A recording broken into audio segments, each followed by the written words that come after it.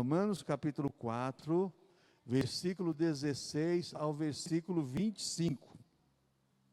Diz assim a palavra do Senhor nosso Deus: portanto, é pela fé, para que seja segundo a graça, a fim de que a promessa seja firme a toda a posteridade, não somente a que é da lei, mas também a que é da fé de Abraão, o qual é pai de todos nós.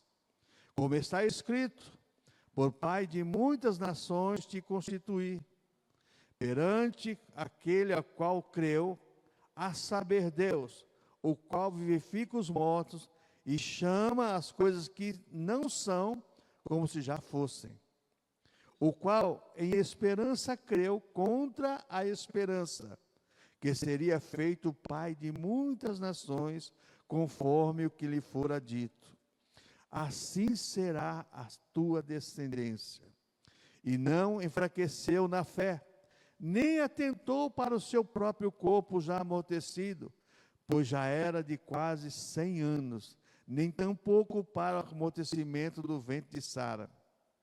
E não duvidou da promessa de Deus, por incredulidade, mas foi fortificado na fé, dando glória a Deus, estando certíssimo de que o que ele tinha prometido também era poderoso para o fazer.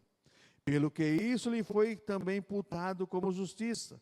Ora, não só por causa dele está escrito que lhe fosse tomado em conta, mas também por nós, a quem será tomado em conta, os que cremos naquele que dos mortos ressuscitou a Jesus, nosso Senhor, o qual por nossos pecados foi entregue e ressuscitou para a nossa justificação.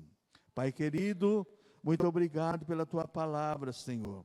Nos ensina, nos capacita cada dia a sermos dependentes de ti, Pai querido. Te agradeço, Senhor amado, por todos os feitos que o Senhor tem feito em nossas vidas, em nome do Senhor Jesus Cristo.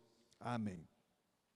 Nesse texto aqui, Paulo falando, capítulo 4, sobre a questão da justificação, ele vai citar o caso de Abraão, e ele vai falar sobre Abraão foi justificado pela fé. E a fé, irmãos, como diz aqui o versículo 16, portanto, é pela fé que seja segundo a graça, a fim de que a promessa seja firme em toda a posteridade, não somente a que é da lei, mas também a que é da fé de Abraão, o qual é pai de todos nós, também a igreja.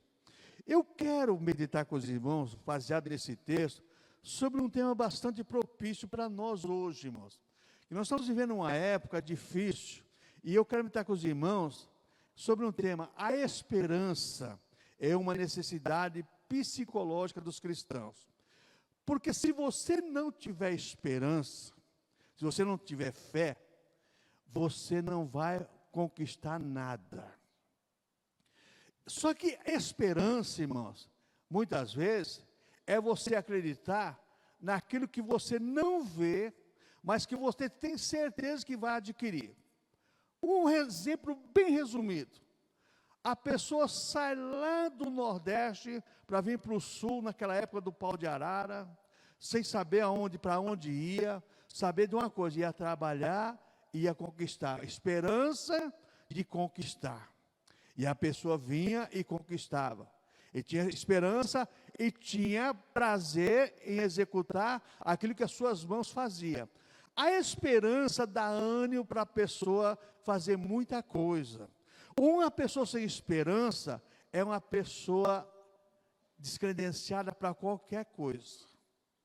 Não tem credibilidade para nada, porque ela não tem esperança, ela não tem perspectiva de coisa melhor. O cristão é alguém, irmãos, que tem perspectiva de coisa melhor, não somente nesse mundo, não. Porque se Jesus voltar agora, ou voltar amanhã, ou voltar semana que vem, Deus tem coisa melhor para mim, para você, para nós, coisa muito melhor no céu. Então a esperança, tanto para este mundo, como para a vida futura. A esperança, então, é a necessidade psicológica dos cristãos, porque move a fé dos cristãos. Pega o caso de Abraão. sai lá da sua terra, da parentela, vai para uma terra que não conhece e nem sabe o que vai encontrar. Teve dificuldade? Teve. Mas ele sempre lutou na esperança daquilo que Deus tinha prometido para ele. Nós, igreja, é a mesma coisa, irmãos.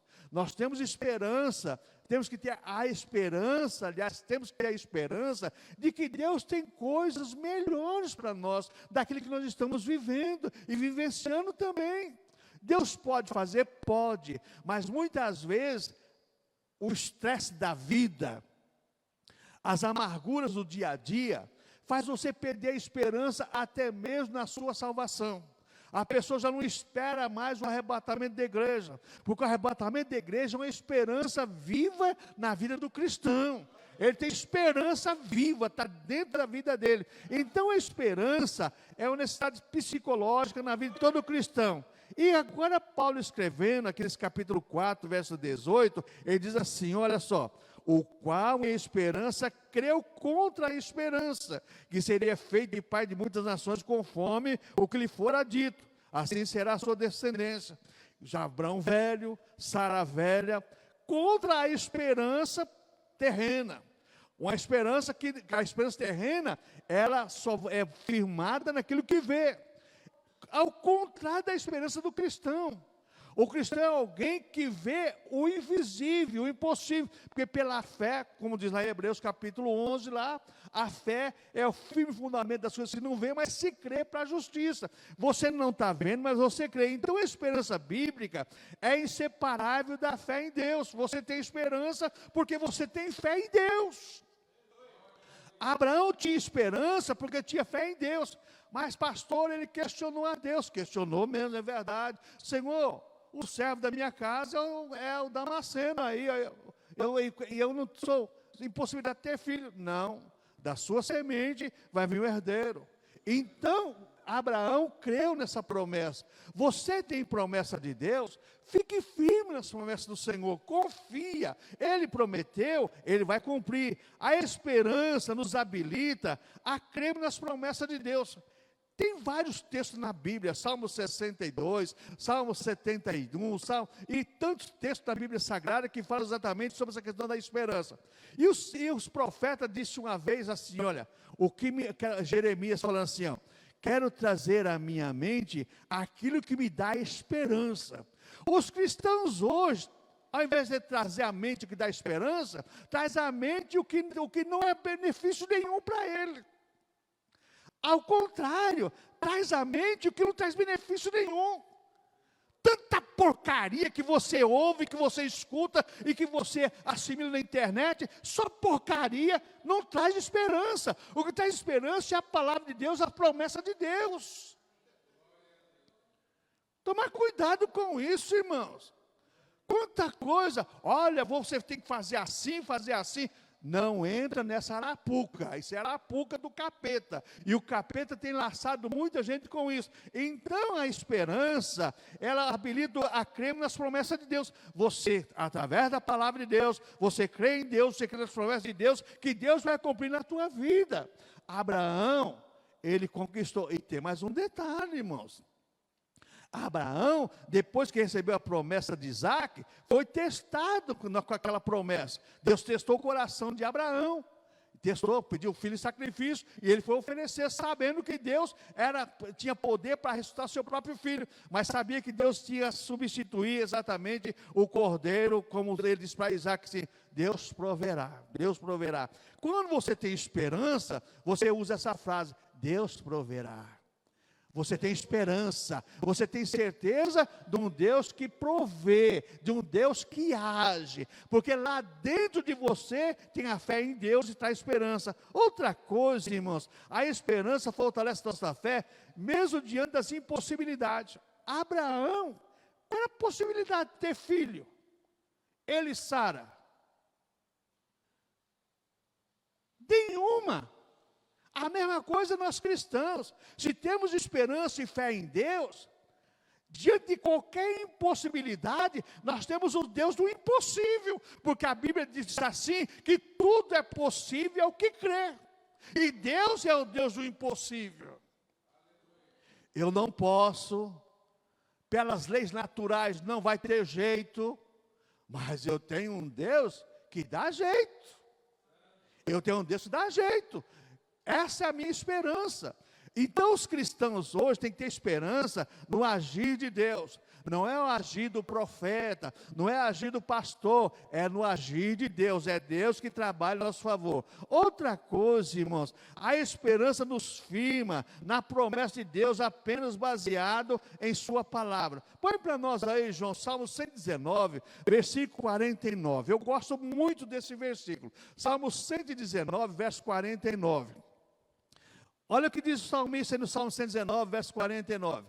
Lembra-te da palavra dada ao teu servo, na qual me fizeste esperar. O salmista tinha tanta esperança, tanta convicção, que ele fala, lembra, Senhor, da palavra que você deu ao teu servo. Deus não esquece.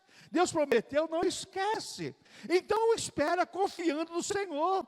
Confia no Senhor porque Ele vai fazer. Ele prometeu, é Ele que vai fazer. Eu não posso fazer, irmãos, o impossível. Que o impossível só Deus pode fazer. Mas nós temos que crer no impossível, porque Deus é o Deus do impossível. Então, amados irmãos, esses dias que estamos vivendo, os dias são cada dia pior. É verdade. É verdade. Cada dia pior. Mas nós temos esperança de um novo céu e uma nova terra. Se você não tiver essa esperança, deixa de ser cristão. Aproveita o mundo porque você está perdendo tempo. Agora, se você é cristão, tem esperança, está tudo ruim, está tudo ruim. E se ficar pior, glória a Deus, porque eu tenho esperança que existe um novo céu, uma nova terra preparada para mim. E para você também, se você crê. Agora, se nós não cremos, não adianta nada. Outra coisa que eu vejo aqui, mas essa questão da esperança, ela é inseparável da fé em Deus. A esperança leva para a realidade daquilo que esperamos. Se você não tem esperança, como você vai ver a realidade daquilo que você espera? Você presta atenção no agricultor. O agricultor, ele prepara a terra, coloca a semente lá no chão, aí ter com a certeza e a esperança que ele vai nascer, crescer e ele vai colher. Se ele não tiver essa fé, essa esperança, por que ele vai plantar? Ele planta porque tem certeza. A mesma coisa somos nós cristãos, irmãos. Nós temos esperança e fé em Deus que vai acontecer. A maneira que vai acontecer não importa. O importante é que vai acontecer porque Deus prometeu. Agora, nós não podemos também, irmãos, querer dar um jeitinho para Deus fazer da nossa maneira, não. Porque Abraão pagou caro por causa disso. Quis dar um jeitinho para fazer da maneira dele, da maneira de Sara. Não é da maneira a maneira de Deus. É no tempo de Deus, na hora de Deus. Não se aveste, não, porque na hora de Deus a coisa acontece. Porque Ele é que prometeu, fiel que prometeu, o qual também o fará. Então, deixa na mão de Deus. Outra coisa, irmãos. A esperança nos dá certeza e segurança naquilo que cremos. Você tem certeza e segurança naquilo que você crê e naquilo que você espera. Certeza e segurança. Se você não tiver certeza e segurança, Abraão, sai da sua terra, vai para uma terra que eu vou. Olha, você, certeza e segurança. Eu estou sendo guiado por Deus. Estou sendo guiado por Deus. É Deus que vai me dirigir meus passos. Essa é a esperança, a certeza e a convicção.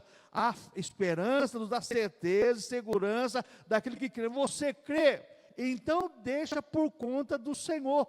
Não tenta você negociar ou pegar artimanhas, porque hoje existe um monte de gente aí fazendo artimanha para você conquistar e adquirir. Não entra nessa não. Outra coisa, irmãos, a esperança nos leva a agir com firmeza naquilo que almejamos. Você almeja, então agora a esperança vai dar ânimo, vai dar fé para você ter firmeza naquilo que você almeja. Você vai sempre lutar em favor daquilo.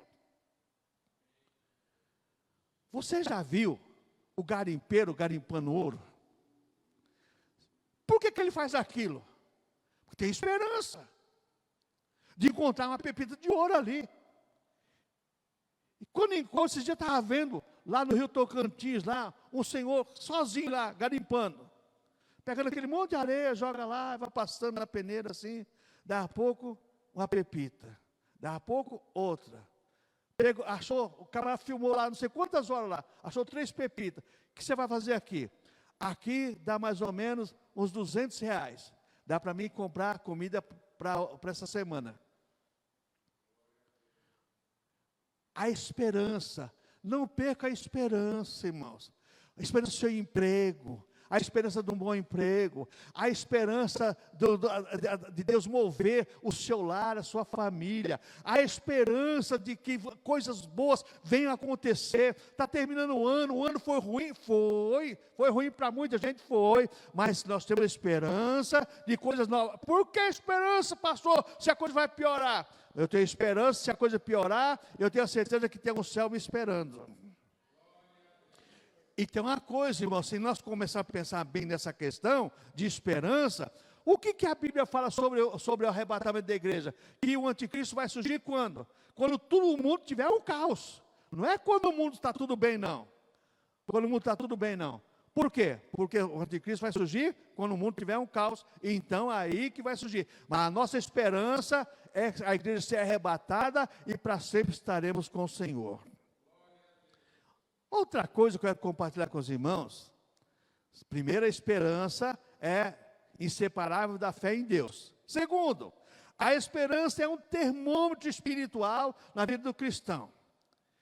Eu estava pensando nisso aqui, irmãos, e eu comecei a analisar o seguinte: por que as pessoas anteriormente eram mais fervorosas? Porque tinham mais esperança. Eu lembro, irmãos, que as pessoas falavam assim, 2000 não chega. 2000 não chega. Meu irmão, quando o pregador falava isso, o culto mudava. As pessoas esperando o arrebatamento. Esperando o arrebatamento. Não aconteceu, mas nós esperamos o arrebatamento. Eu não sei se vai ser hoje, se vai ser amanhã, o ano que vem, eu sei que vai acontecer. Então a esperança é um termômetro espiritual na vida dos cristãos. Por que falta então esse termômetro? Porque as pessoas não têm esperança. Termômetro espiritual. A pessoa sem esperança, ela é um desanimado. Em todas as áreas da vida, em todas. Não tem mais jeito. Olha, quer saber de uma coisa? Deixa rolar. Não. Quem tem esperança não age dessa maneira. Quem tem esperança confia em Deus e segue em frente. Eu vou lutar, eu vou conquistar, eu vou adquirir, eu vou buscar, eu vou lutar. A pessoa vai exatamente atrás disso. Porque a esperança é a fonte da alegria de um cristão. Ele está sempre alegre. Ele está contente porque ele é cristão e tem a promessa de Deus em seu favor. Então ele vai em frente, vai lutando. Mesmo diante das dificuldades, diante da luta, diante da dor, ele está lutando com coragem, porque ele sabe que Deus está com ele nessa batalha. A esperança não deixa você desanimar, não. Você vai em frente lutando, você vai guerreando contra as dificuldades, contra as adversidades, você vai guerreando. Por que isso? A esperança nos faz pacientes nas tribulações. Vamos ler Romanos capítulo 12, versículo 12. Romanos capítulo 12, versículo 12, para você entender o que eu quero falar com você nesta noite, o que Deus quer falar com você esta noite. Romanos capítulo 12, versículo 12. A esperança é um termômetro espiritual na vida do cristão. Alegrai-vos na esperança, sede pacientes na tribulação, perseverai na oração. Então a esperança, ela te dá, é a fonte de alegria. Ela te dá esperança. Deixa aí o texto, por favor, João. Deixa, por favor, o texto aí. A esperança é a fonte da alegria de um cristão. A esperança nos faz pacientes na tribulação. Como é que você vai ter paciência na tribulação e esperar no Senhor, se você não tem esperança? Por que você fica num ponto de ônibus esperando o ônibus? Porque você sabe que ele vai passar. Senão você ia embora a pé. Então, alegado na esperança, ele passa a tribulação. A esperança, ela dá paciência para você perseverar na oração. Por que as pessoas não perseveram em oração? Irmãos, perseverar em oração só para quem tem esperança e quem é paciente. Se você não for perseverante e paciente, você não persevera em oração. Você não tem ânimo. Você pensa que é fácil levantar toda madrugada, 2 horas da manhã para você orar? E se você não levantar, você não dorme? Não é fácil não, mas você tem que fazer, porque você tem esperança de Deus vai agir através da oração. Você tem esperança.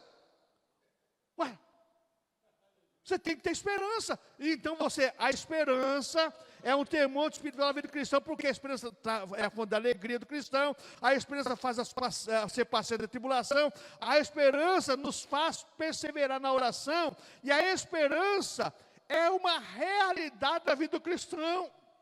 Ele é sempre esperançoso. É sempre esperançoso. Hoje não aconteceu, mas amanhã é um novo dia. Amanhã é uma nova história. Como diz o salmista, fui novo, eu sou velho. Nunca vi um justo mendigar o pão nem a sua descendência. O choro pode durar a noite, mas a alegria vem pela manhã. Amanhã é um novo dia, uma nova história. Deus pode abrir a porta, eu creio que Ele vai abrir. Deus pode fazer? Pode, irmãos, por quê? Eu espero, eu tenho certeza disso. Um Deus que prometeu, como Abraão tinha certeza que aquele que prometeu era fiel para cumprir. Eu vejo jovens, irmãos, preparados, desanimados. Sabe que o desânimo é uma arma mortífera para a alma do ser humano. Quando você está desanimado, a sua alma se abate. E a alma abatida, meu irmão, não tem força para lutar, não tem força para lutar. Pelo contrário, só tem força para questionar e para reclamar. Só para questionar e reclamar. Uma pessoa sem esperança, com a alma abatida, só tem força para reclamar, murmurar. Reclama e murmura de tudo. Mas quando você tem esperança, hoje está desse jeito, mas amanhã a coisa pode estar melhor. Hoje eu estou catando quirela, mas amanhã eu posso estar comendo arroz. Ué, por que não? Outra coisa, irmãos, nós temos essa questão. Em terceiro lugar, sobre a questão, a esperança na necessidade psicológica do cristão. Em terceiro lugar, a esperança é a âncora da alma para o cristão. Coloca para nós aí, João, Hebreus capítulo 6, verso 19. Esse texto vai nos ensinar a questão da esperança, é a âncora da alma para os cristãos. Âncora, quer dizer, aquilo onde você se assegura. A qual temos como âncora da alma seguro e firme, que penetra até o interior do véu. Se você não tiver fé e esperança, como que você vai entrar no céu? Com a sua oração. Como que você vai entrar diante de Deus com a sua petição, se você não tem fé e esperança? Ó, irmão, ora por mim. Eu oro? Mas você ter que ter fé e esperança, que você também vai entrar lá e você vai receber de Deus. Aí, diz que os Hebreus, a esperança, irmãos, a esperança é uma âncora da alma, segura e firme. Você se segura ali e fica firmado. Então a esperança, ela faz com que a nossa alma fique firme e segura. Firme e segura. Quando a âncora é lançada no fundo do mar ou de um rio, ela segura e deixa a embarcação firme. A mesma coisa é a nossa fé e a esperança. Ela nos dá sustentação e firmeza. Você está ali passando por momentos difíceis, mas você está firme, convicto da sua vitória e certeza que tudo vai concorrer para o teu bem. Porque a Bíblia diz que todas as coisas concorrem para o bem daqueles que amam a Deus, a saber, são chamados pelo seu decreto. Mas os cristãos hoje, sem esperança, não crê mais nas promessas de Deus. E as promessas de Deus são para nós, irmãos. São para nós vivemos hoje. Então a esperança do cristão é a prova da verdadeira fé. Eu provo a minha fé com a minha esperança. Abraão aqui, diz o texto bíblico aqui, ó, o versículo 18, em esperança creu contra a esperança. Por que isso aí? Ele tinha certeza, ele tinha uma fé verdadeira, convicta, que mesmo diante das adversidades, das impossibilidades, aquele que prometeu iria cumprir na vida dele, como vai cumprir na tua vida e na minha vida. Se eu não tenho fé e não tenho esperança, como é que eu estou esperando o arrebatamento? Como é que estou esperando a igreja ser arrebatada desse mundo? Se eu não tenho fé, não tenho esperança. Então a esperança do cristão é a prova da verdadeira fé. Eu creio que ao momento, ao ouvir a trombeta de Deus, o toque do arcanjo, a igreja será arrebatada, os mortos restarão primeiro, e juntos subiremos para encontrar com o Senhor nos ares. Isso é esperança, é fé. Pastor, o senhor crê nisso? Eu creio, e você tem que crer também. Pastor, eu creio, porque a Bíblia fala e nós temos que crer. Então a esperança, irmão, do cristão é a prova de que somos salvos. A esperança do cristão é a prova de que somos salvos. Você é salvo por quê? Porque você tem esperança. Esperança no quê? Naquilo que a Bíblia promete para você. O céu te espera. Agora, será que nós esperamos chegar ao céu? Se nós temos a certeza, essa convicção, essa fé, que o céu está proposto para nós, nos esperando, só depende de nós agora fazer nossa parte. Então a esperança do cristão é o que mantém na posição correta. Se você tem a fé e você tem esperança, você sempre vai estar numa posição correta, porque tanto vai e vem, uma hora lá em cima, outra lá embaixo, porque não tem fé e esperança dominando a sua vida cristã. Quando a fé e a esperança dominam a nossa vida, não existe altos e baixos, existe um equilíbrio. Você nunca vai estar lá em cima e nunca vai estar lá embaixo. Você vai ser sempre a mesma pessoa crendo no poder sobrenatural de Deus. Abraão sempre manteve aquele seu padrão de vida, porque sempre esteve ali crendo em Deus que poderia fazer. Irmãos, Abraão era um homem tão crente de fé, confiar tanto em Deus. Já pensou pegar 318 soldados para guerrear contra 4 reis?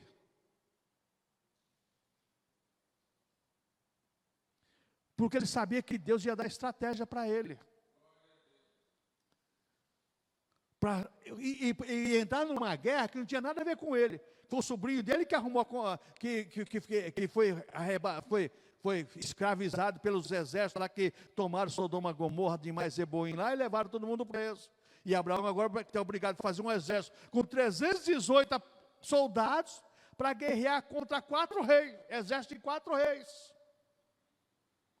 Mas ele tinha esperança e fé que Deus era com ele para ele ganhar aquela batalha. Quando você tem esperança e fé, irmãos, não existe impossibilidade. Pode não acontecer no momento, como aconteceu com Abraão, mas ele lutou e conquistou. Você também vai lutar e vai conquistar, porque você tem fé e esperança. Você tem fé e esperança. Outra coisa, irmãos, a esperança é a âncora da alma do cristão. A esperança do cristão é a fonte que fixa sua mente em Deus. Eu tenho esperança agora minha mente fica fixa em Deus. Nada vai tirar o meu olhar do céu. Nada vai tirar o meu olhar das conquistas prometidas por Deus. Eu não vou trocar, como diz aquele louvor lá, eu não vou trocar minha adoração por nada nesse mundo não, porque se eu não tenho fé e esperança, a minha mente não está fixa no céu, em Deus, meu irmão, veio a dificuldade, veio a luta, veio a prova, veio a qualquer coisa, eu vou trocar, porque eu preciso daquilo no momento. Quando você tem fé e esperança, você não troca, você continua lutando. Olha o caso de Jó. Quando chegou no auge do seu clamor, Jó disse assim: eu sei que o meu Redentor vive e por fim me levantará. Você é a mesma coisa, irmão, minha irmã.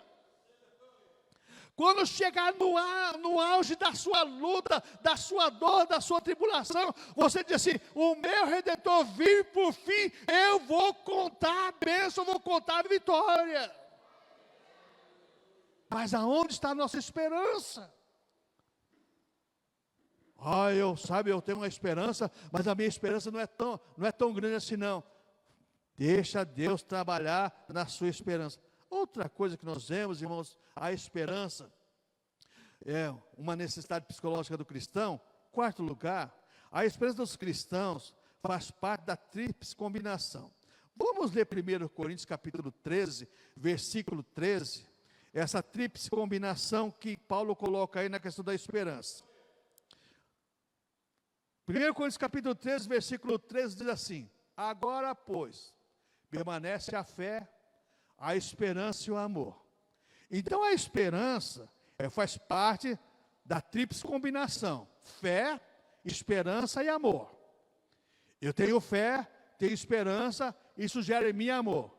E esses três maiores é o amor, porque é fruto do Espírito Santo que me deu esperança, que me deu fé e me deu esperança, porque a fé vem pelo ouvir e ouvir a palavra de Deus. Eu sou salvo pela fé.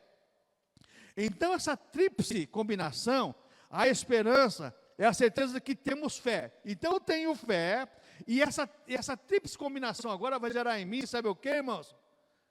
Me levar aos padrões de Deus. Porque agora estou firmado, permanece a fé, a esperança e o amor. Essa tríplice combinação faz com que eu dependa de Deus, na certeza de que Ele vai trabalhar em meu favor, porque eu sou dependente dEle. Eu não sou autônomo. Você não é autônomo, você é dependente. Hoje se criou um cristianismo de autônomos, independentes. Negativo. Você é dependente. Por mais liberal que você for de qualquer coisa, de dinheiro, você precisa de emprego, você precisa de casa, você tem tudo isso aí, você é dependente de Deus ainda. Para respirar, para comer, para se mover, você é dependente de Deus. E principalmente para ir para o céu, e principalmente para adquirir as coisas, você é dependente. Não existe cristãos autônomos não, irmãos. Hoje se criou cristão autônomo. Você é crente na sua casa, você não precisa do corpo de Cristo, não. Essa tríplice combinação faz parte, como alguns teólogos colocam, Pai, Filho e Espírito Santo, que é a igreja em coinonia.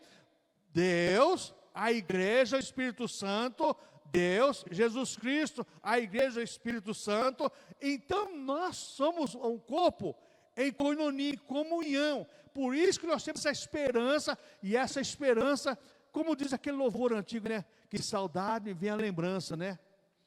Que saudade vem a lembrança, você fica com a lembrança assim. Então, a fé, a esperança nos leva ao amor, que é fruto do Espírito Santo em nós. Você agora tem essa fé, você tem a esperança, você tem o amor, que é fruto do Espírito Santo. Diante dessas três bases que você tem aí na sua vida, agora você tem o quê? Um caminho a seguir, a trilhar. E que caminho é esse? Jesus Cristo. Não existe outro caminho. Não existe outro caminho. Você vai trilhar o caminho que é Jesus. Eu sou o caminho, a verdade e a vida. Você não vai sem a fé, a esperança e o amor, as pessoas seguem qualquer caminho. Rapaz, agora que eu encontrei a verdadeira religião. Ué.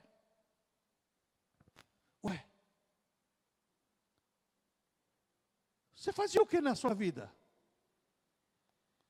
Você não era cristão então? Aonde estava a sua fé, a sua esperança? Essa tríplice sustentação da vida cristã, fé, esperança e amor, que dá sustentação para você viver firmado na palavra do Senhor. A fé, a esperança e o amor envolve o cristão por completo em seu culto. Quando eu estava meditando isso aqui, irmãos, eu cheguei à conclusão: faltando essa tríplice organização da nossa vida, você vai cultuar a Deus de que maneira?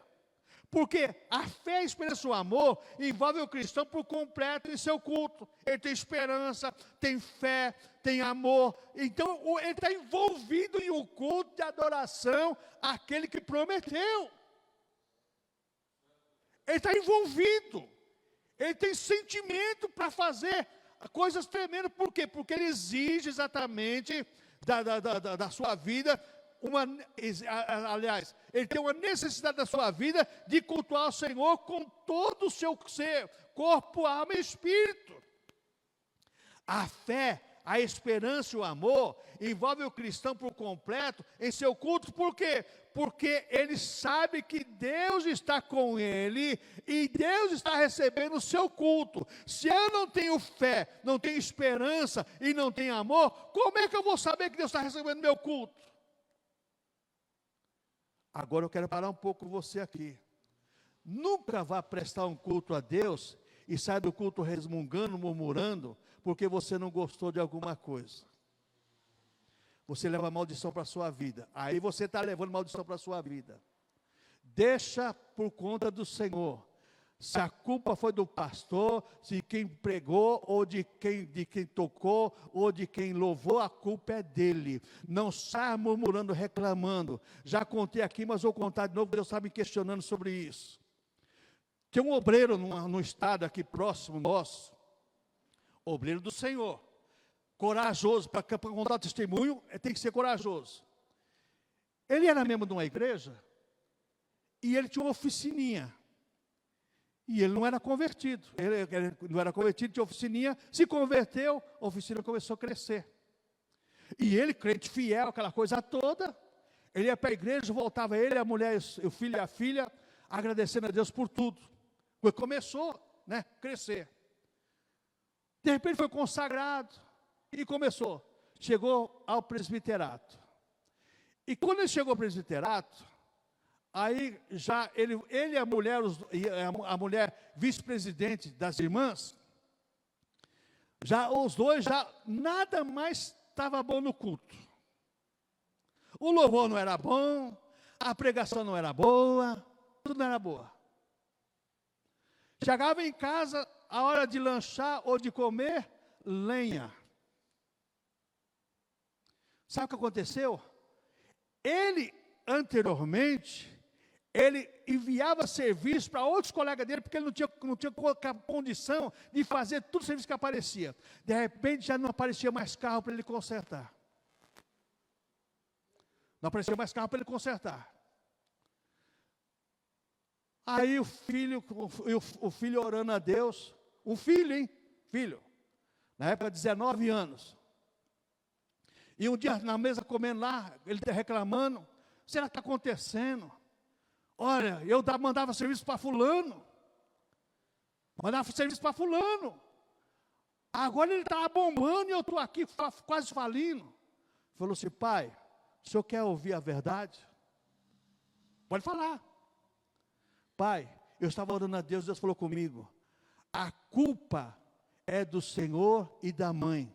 Porque vocês fizeram dessa mesa aqui um altar de crítica para o diabo trabalhar contra a nossa casa.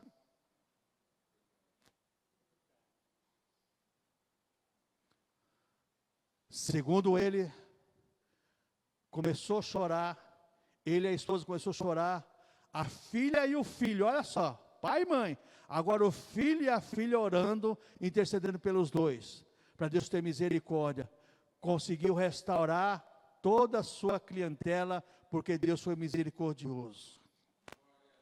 Quando você tem a fé, expressa o amor, que envolve todo o seu ser num culto, você, meu irmão, você não está preocupado com o que está acontecendo ao seu derredor, não. Você está preocupado em adorar aquele que te salvou, aquele que prometeu a vida eterna para você.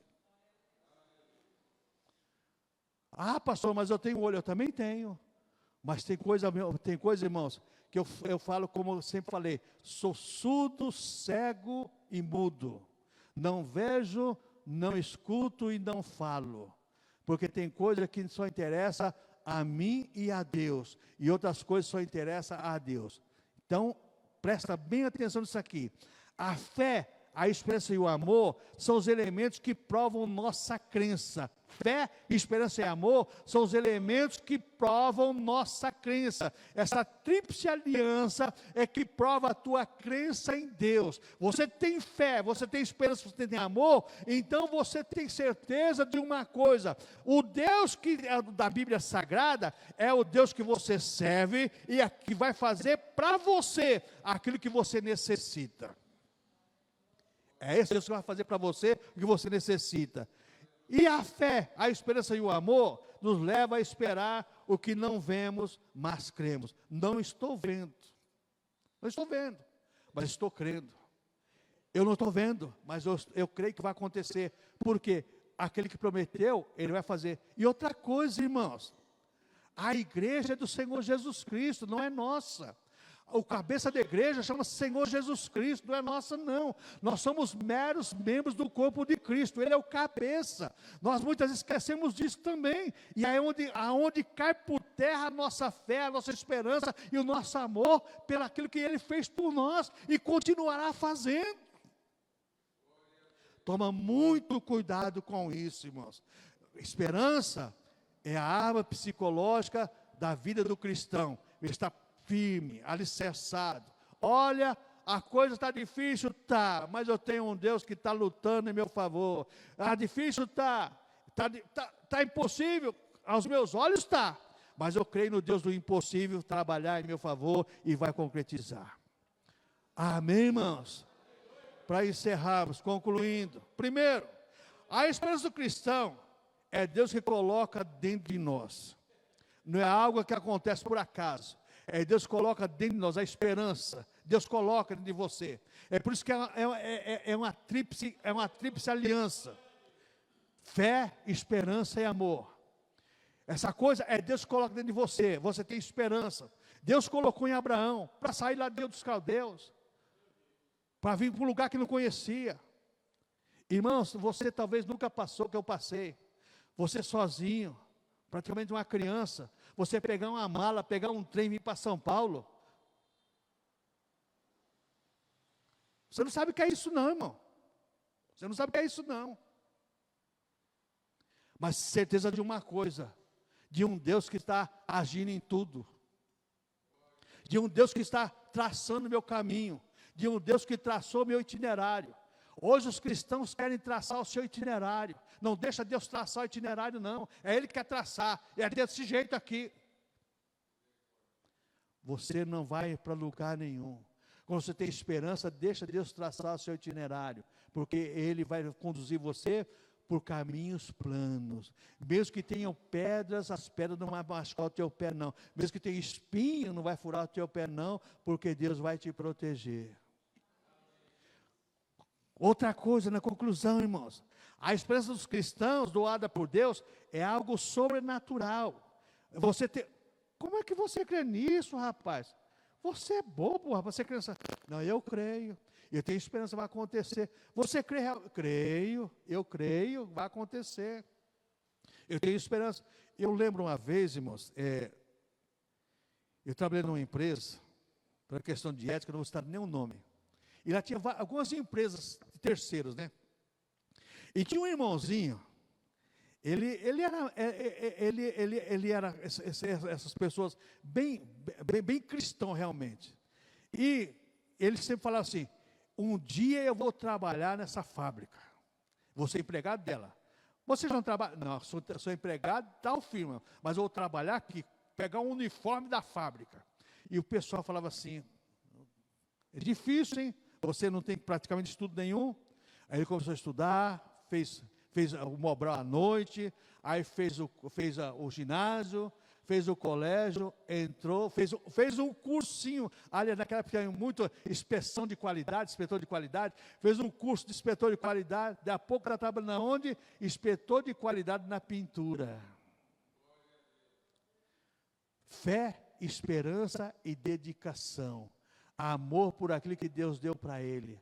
Se você tem fé e esperança, você tem amor pelo que Deus te deu. Deus deu uma vida para você lutar. Seja um conquistador, mas conquistador de Deus. Não conquistador pelas mãos dos outros, de coisas ilegais, mas um conquistador de Deus. Abraão conquistou tudo. Deus falou para Abraão, não, olha as estrelas do céu, você pode contar? Não, faz o seguinte, Abraão, conta os grãos da areia da praia, vai. É o que eu tenho para você. E você acha que Deus não tem promessa para você também? Tem. Só depende da nossa fé, da nossa esperança e do nosso amor para com Deus. Amém, irmãos? Para encerrar de vez, a esperança dos cristãos é a ferramenta que nos leva a recorrer às promessas. Senhor, não é pecado você cobrar de Deus as promessas de Deus, não. Não é pecado, não. Muitos homens na Bíblia Sagrada cobraram de Deus. Senhor, mas onde estão as suas promessas? Porque às vezes está demorando. Lembra de Deus, Senhor, onde está a sua promessa da minha vida? O Salmo 119, 49 diz assim, o que me dá esperança é saber que a tua palavra, ela me conforta. Então, lembra Deus, Senhor, onde está a minha promessa? Quando vai se concretizar? Ele fala para você, é logo, é já. Ou senão, na vida eterna vai ser concretizado. Amém, irmãos? Não deixe a esperança sair da sua mente e do seu coração. Por mais difícil que seja a situação, irmãos, por mais dificuldade que você tenha, você não pode perder a esperança. Você não pode perder a fé. Você não pode, porque isso é a tríplice aliança da nossa base de fé cristã. Fé, esperança e amor.